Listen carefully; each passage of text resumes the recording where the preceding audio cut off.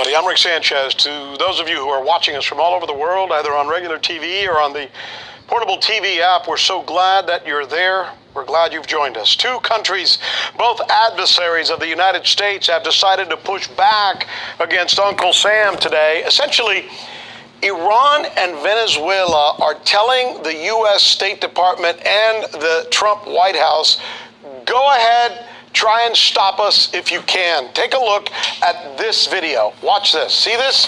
What you're seeing right there is an oil tanker from Iran in open waters heading for Venezuela.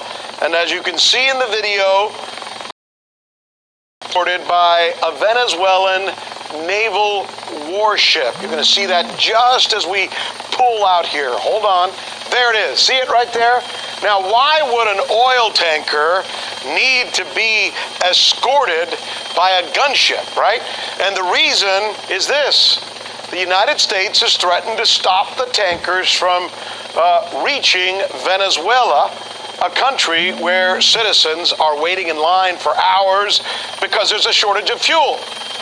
So let me show you a map of what we're talking about that's taking place here. Here's a map of 5 ships that are making their way all the way from over here in Iran to Venezuela. And the first 2 ships, by the way, the Fortune and the Forest, they've already arrived in Venezuela. And the remaining ships, that's the Petunia, the Faxon, and the Clavel, sorry. All 3 of those are still in mid-ocean.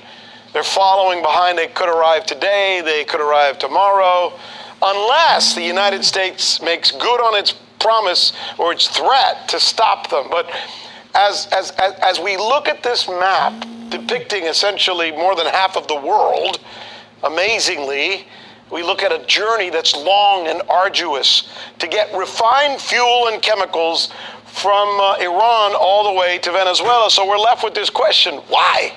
Right? Why would they do that? Venezuela has more oil than just about any country in the world. Some of the most oil reserves in the world. Why do they need fuel from all the way over here? So we called on the Venezuelan ambassador, and I asked him that question, and here's how he responded.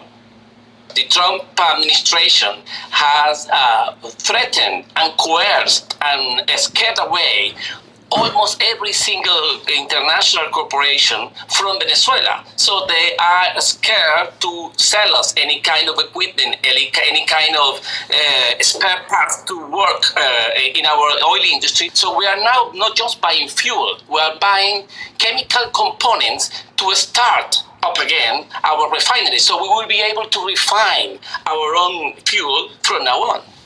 So it comes down to, as you heard him say, being able to refine the oil, right? In other words, you can have all the oil in the world, but if you can't turn it into usable fuel, there's little that you can do with it, right? Venezuela's refinery capabilities have collapsed. And while the United States and its interference and its sanctions that are aimed clearly at destroying the Venezuelan economy is undeniable, critics of the Maduro government also point out that they deserve some blame because the country's state oil company has mismanaged and underinvested to make sure they could continue to refine. So look, regardless of the reason for this, Venezuela needs fuel. And Iran, like the rest of the world's oil producers, has too much of it on their hands. And that's why the 2 countries have worked out this deal, a deal the United States is threatening to quash. So here's the question. As we look at this tanker surrounded by the naval vessel, just how far will it go, the United States, in this high-stakes game of chicken that is being played out in international waters between 3 countries who sooner or later seem destined for some kind of showdown? It's gonna happen. Yeah, shit. Venezuela, they can't depend on America to, you know what I'm saying, to look out for them, so they gotta do what they gotta do. America got sanctions, killing their economy like, you know what I'm saying, the guy said. So the hell with them. You can't depend on nobody else. They already trying to, you know what I'm saying, infiltrate your government. You know what I'm saying, all type of stuff, man. So, hey, but this is just upwards of the people. You know what I'm saying, these other nations. seeing that Esau is the devil that the Bible speaks of, man. One thing is World War III, man, and they standing up to him. But with that, I want to say Barakatah Yahawah, Barakatah Yahawasha, Barakatah Yahawah, Barakatah Yahawasha, Barakatah Yahawah, Barakatah Yahawasha, Call Halal Yahawah, BAHASHAM, Yahawasha, BAHASHAM, QADASH, Barakatah. Double honors to the elders and apostles, the great millstone, goodwill, peace, and blessings to the rest of the hopeful elect, the man, woman, and children, man, as believers, you know, who the Lord's going to have mercy on, man. Through faith, the Israelites, as you so-called Negroes, blacks, Latinos, Hispanics, Native Americans, and Central Indians, you people of Negro and Indian descent, you are the chosen holy people unto the Lord, as the Bible speaks of the Israelites. Shout out to the Israelites, the Israelite foreigners that scattered amongst the Gentiles as well. That I want to say Shalom, Mr. Brother Tazi Yard, just back with another quick hit through the Holy Spirit and power of YAHAWASHI. And basically, you know, like it was saying, Venezuela stands guard against the United States, man, because Venezuela, they got to provide for themselves. They got to feed their people. They've been down there dealing with famines. There's been all type of wars of people. The government is out of control. The United States is trying to force another ambassador up there, Guaido, that people don't give a fuck about, don't know. You know what I'm saying? Against Maduro. You know what I'm saying? So it's just a lot going on. It's a media blackout, so we don't know the depths of it as we usually do. But at the end of the day, we in a time of war. Hey, and they rising up just like all these other nations is. North Korea, China, Russia, Iran, Turkey, you know what I'm saying, etc. The list is going on. Libya, all of them, you know, gonna get involved, man, through the spirit and power of YAHAWASHI. But also because the weak are saying they strong, because at one point Venezuela was just a dependable country, man. Like you said, they trying to get exports of oil with Iran, man. You know what I'm saying? America is not helping them. So they got to do what they got to do. Ultimately, all this is going to lead to war. All this is going to lead, you know what I'm saying, to, you know, these nations warring against each other, which is World War III. But this is Joel chapter 3, verse 9. It say, proclaim ye this among the Gentiles. Any other nations outside the house of Israel is considered the Gentiles, which is these other nations. And when I say nations, these other ethnicities and races of people that scatter abroad, you know what I'm saying? But it say, proclaim ye this among the Gentiles, prepare for war, wake up the mighty men, let the men of war draw near, let them come up. Hey, because these tactics of war are being pushed. When you forcing, when you trying to stop nations and countries to help them, keep them from providing for their citizens, providing for their people, that's an act of war, regardless of how big or how large you is, man. Eventually you're gonna have to go to war. Either you're gonna bow down or you're gonna rebel. You know what I'm saying? So it's leading to war.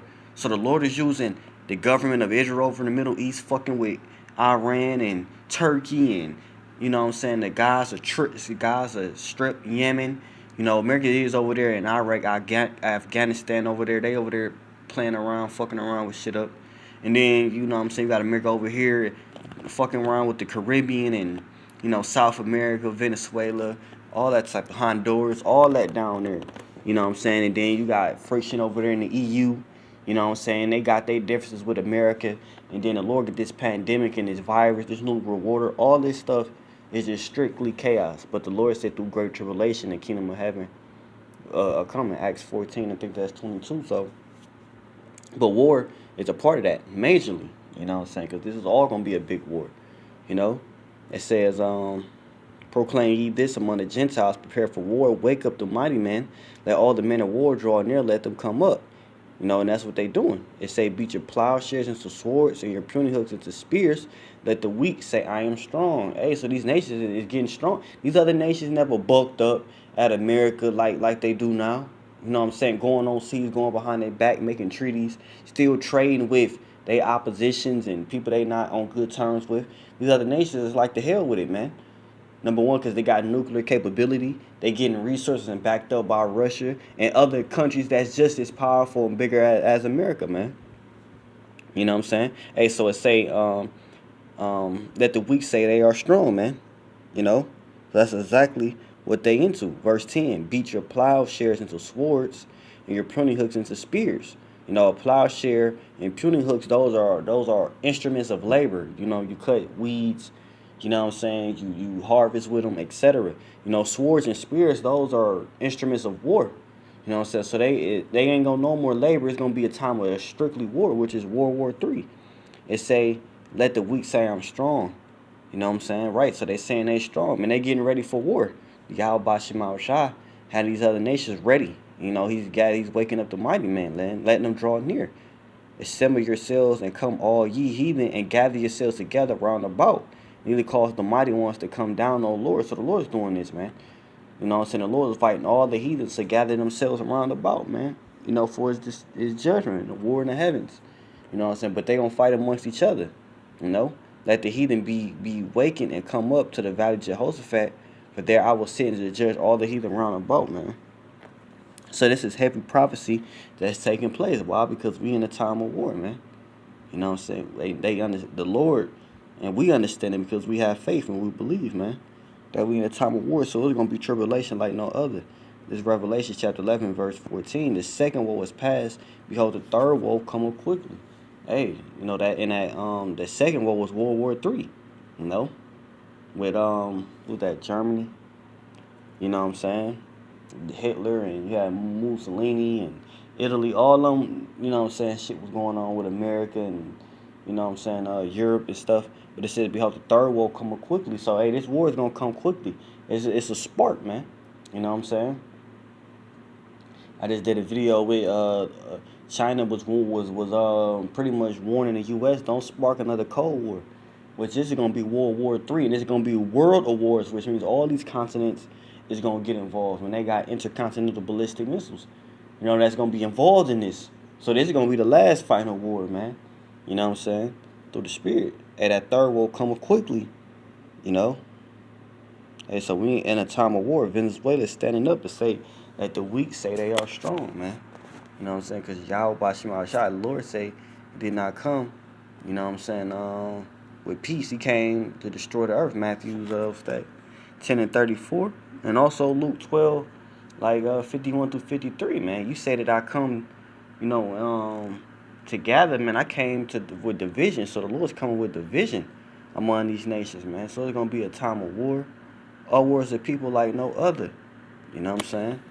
These are the things that you're going to see, and that's going to take place, man. Matthew 24, verse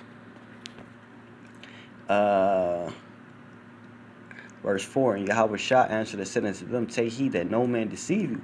For many shall come in my name, saying, I am a Christ, and shall deceive many. And ye shall hear wars and rumors of wars. See that ye be not troubled, for all these things must come to pass, but the end is not yet. But the Lord said, be not troubled. You know what I'm saying? So all these things have to come to pass. You know what I'm saying? You hear wars and rumors of wars, man. You know? Verse 7, for nation shall rise against nation.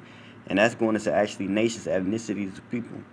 You know what I'm saying? That's going to be race wars, race riots that you see is unfolding in America with a lot of Israelites, so-called black men being shot down by these Edomites. You know what I'm saying?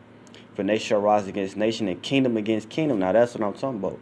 These kingdoms against kingdoms. So you're going to have, you know, internal things in nations with race riots, you know what I'm saying, uproars of the people because of the living conditions. But also you're going to have a problem where it's going to be wars building up between these different kings, man. You know? And there shall be famines, pestilence, earthquakes, in diverse places. All these are the beginning of sorrows, right? So these beginning of sorrows as far as through war. You know what I'm saying? People is not, you know what I'm saying, regarding their kings and princes, like it's saying in 2 Ezra, the 15th chapter. It's just a lot of rising up. You know, many hearts shall wax cold. We in a time of war. Physical and spiritual, man. You know what I'm saying? So that's pretty much all I had through the spirit of Yahawah Shema Rashah, man. Until the next one. With that, I want to say shalom.